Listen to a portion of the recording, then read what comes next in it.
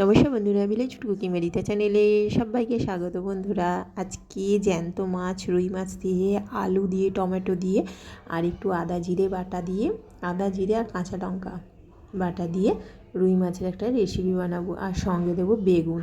তো আর 5 ফোড়ন দিয়ে মোটা মোটা করে আলু আর টমেটো, কাঁচা লঙ্কা সব একেবারে তুলে দিয়েছি।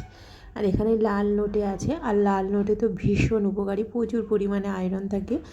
তো এখানে আলুটাকে 5 ফোড়ন দিয়ে তুলে দিয়েছিলাম, ঢাকা দিয়ে দিয়েছিলাম। ঢাকনা খুলে মশলা দিয়েছি, ধনে গুঁড়ো, জিরে গুঁড়ো, হলুদ গুঁড়ো, একটু সামান্য পরিমাণে লঙ্কা গুঁড়ো, আর ভাজা মশলা আছে সেই মশলা একটু দিয়েছি। আর আমি মশলা হচ্ছে ভেজে গুঁড়িয়ে রাখি, ধনে, মৌরি, জিরে, তেজপাতা, এলাচ, লবঙ্গ, দারুচিনি সব একসঙ্গে নিয়ে মশলাগুলো হালকা নাড়াচাড়া করে গুঁড়িয়ে রেখে আমি সব রেসিপিতেই মশলাটা ব্যবহার করি। তো ভালো করে মশলা দিয়ে কষিয়ে জল দিয়ে দিয়েছিলাম, একটু ঢাকা দিয়ে দিয়েছিলাম। ঢাকনা খুলে মাছটা দিয়ে দিয়েছি, দিয়ে একটু ফুটতে দিয়েছি। তারপরে নামানোর আগে একটু ধনেপাতা আর একটু সর্ষের তেল দিয়ে নামিয়ে নেব।